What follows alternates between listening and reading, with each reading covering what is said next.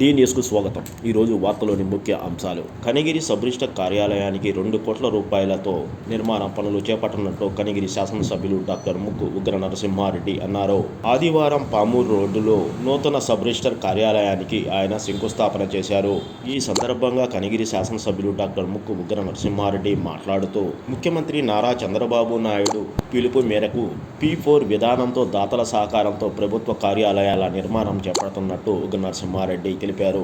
గత ప్రభుత్వ కాలంలో ప్రభుత్వ కార్యాలయాలు ప్రభుత్వ భూముల్లోనే నిర్మాణం జరగడం ఆనవాయితీగా ఉండేదని, కానీ ఇప్పుడు రాష్ట్రంలో పైలట్ ప్రాజెక్టుగా ప్రైవేటు సంస్థల దాతల సహకారంతో కార్యాలయాల నిర్మాణం చేపట్టడం జరుగుతుందని ఉగ్ర నరసింహారెడ్డి తెలిపారు.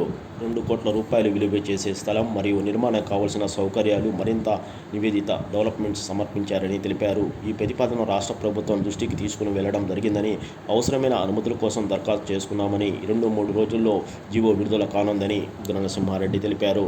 మన కనిగిరి మన అభివృద్ధి చేసుకుందామన్న నినాదంతో ముందుకు వచ్చిన దాతలను ఆయన అభినందించారు. భవిష్యత్తులో మరిన్ని సేవా కార్యక్రమాలు ప్రభుత్వ ప్రైవేటు సంస్థలతో కలిసి పనిచేయడం జరుగుతుందని ఉగ్ర నరసింహారెడ్డి తెలిపారు.